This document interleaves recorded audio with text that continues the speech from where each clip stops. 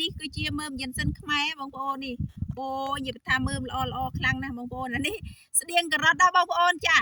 អូយមែនជាការ៉ុតទេណាបងប្អូនតិចខ្ញុំតិចគិតថាខ្ញុំនឹងយកការ៉ុតយកមកបង្ហាញបងប្អូនមែនទេណាមើមយិនសិនខ្មែរប៉ុន្តែចាមើមខ្លះមានឫសល្អអញ្ចឹងទៅមើមខ្លះវាសឡូនអញ្ចឹងណាអានេះប្រភេទសឡូនហើយនេះបងប្អូនចានេះទៅលាងទឹកឯងបងប្អូននេះនិយាយថាគុណភាពល្អលេខ1នេះបងប្អូនឃើញទេអូនិយាយថាឬស្ញែងសាញល្អខ្លាំងណាស់សម្រាប់បងប្អូនថ្ងៃនេះគឺអីវ៉ាន់ចេញទៅគឺលេខ1តែម្ដងធំល្អណាស់នេះចាបងប្អូននេះឃើញទេអូនិយាយថាសម្រាប់បងប្អូនដែលត្រូវការមើមយិនសិនខ្មែរឆាតមក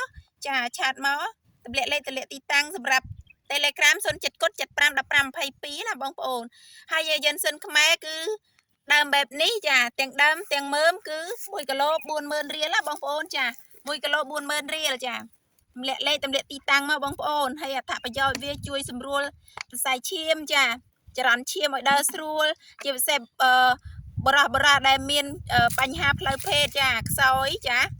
អាចយកអានេះទៅត្រាំស្រាចាហាលឲ្យស្ងួតក៏បានដាក់ត្រាំស្រស់ក៏បានហើយត្រាំស្រាសហ្នឹងឯងបើត្រាំទាំងស្រស់គឺត្រាំទាំងមូលអញ្ចឹងគឺរក្សាទុក 6 ខែបានបើកញ៉ាំបានណាហើយបើសិនជាយើងហាលស្ងួតចាត្រាំទាំងមូលអញ្ចឹងប៉ុន្តែដាក់ទាំងស្ងួតអញ្ចឹងបងប្អូនហាលឲ្យស្ងួតទៅ1ខែកន្លះគឺបើកញ៉ាំបានហើយអរគុណពុកម៉ែបងប្អូនហើយមានចម្ងល់អីអាចទំនាក់ទំនងឬឆាតតាម Telegram 07751522បានណាមិនទិញក៏សួរបានដែរបងប្អូនអរគុណ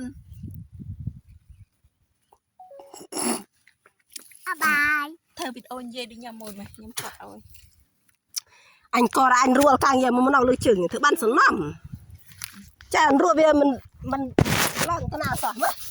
បាញ់យូរមើលម៉ែហងថតសិន